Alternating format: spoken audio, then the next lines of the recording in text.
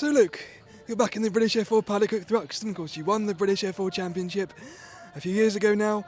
Now you're racing in Formula 3 and your second year in that championship, and this year seems to be going a lot better than last year with a couple of wins and a trophy at Monaco. Yeah, life's going well. It's awesome just to see Deegan get pole position here on the Saturday. It's really awesome to see High Tech throughout all the series, I think leading the championship or right there. It's really cool to see what the team's doing, and of course I'm really enjoying Formula 3 at the moment. Looking back to Macau last year, it was super special, and I think we've carried that momentum into the start of the year.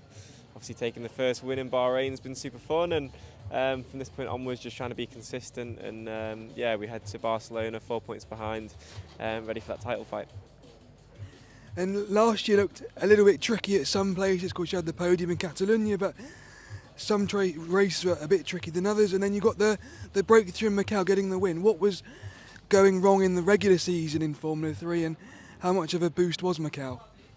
Yeah, I think last year it was tough. Whichever way you look at it, I had no testing, was underprepared, and didn't expect to be driving in Formula 3 full stop. So to come out of my first year winning the World Cup in F3, I think was a pretty positive year. So yeah, I think obviously just carrying that momentum in, and I think there's a bit of a mindset change as well. I've gone from a point of sort of having to do it to now just sitting back and letting it come to me. We've got the pace, and it seems to all be going to plan. And early in your F4, F3 career, you seemed a bit aggressive on track. There was the incident in Australia and the sprint race. And what was there a change in your approach to the driving from GB3 going into Formula 3? Yeah, I think obviously consistency in Formula 3 is just absolutely crucial, and it means so much to everyone that everyone will really fight it to tooth and nail. So often going for moves that maybe you get away with in the UK ends up in a shunt. But for sure, mindset change. I think you can't go into Formula 3 expecting everyone to give you room at certain places, and I think you've got to be smarter.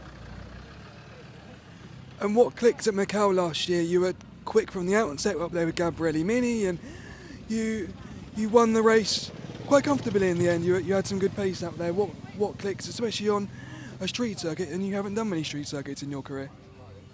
For some reason, street circuits just always suit me quite well. Looking back at, Alton Park, I think shows you when you come back to these really like rural UK circuits, it really teaches you to drive on the limit of what you get. And you make a mistake at Alton Park, it's almost the same as making a mistake at Monaco. You're off and you're going to hit the barrier regardless. So it really shows you to make the most of what you have. And for whatever reason, the street circuits seem to suit me quite well. And how has this year been going? What was it like going back to tracks at Bahrain, where you have experience there before now, and a lot of these tracks you've raced there before?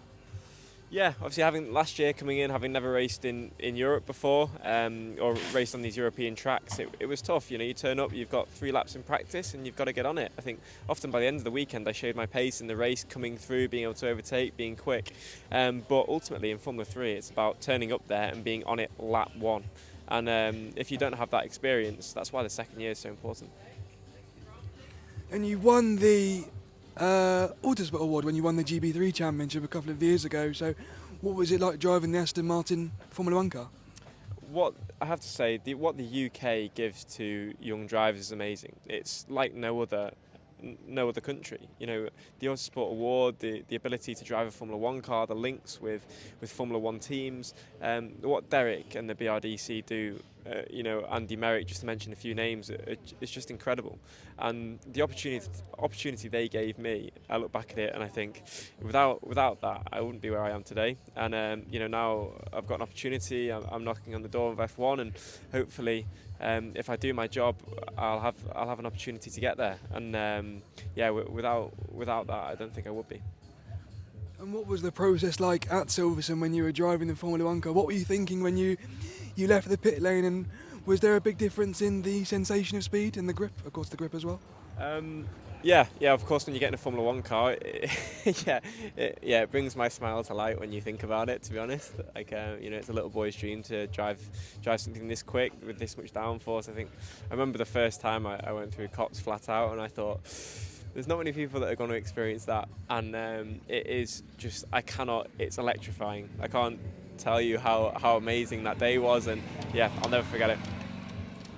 And you're backed by Williams now, and they have a lot of talent in their academy with Franco Colapinto and O'Sullivan, of course, in Formula 2 as well.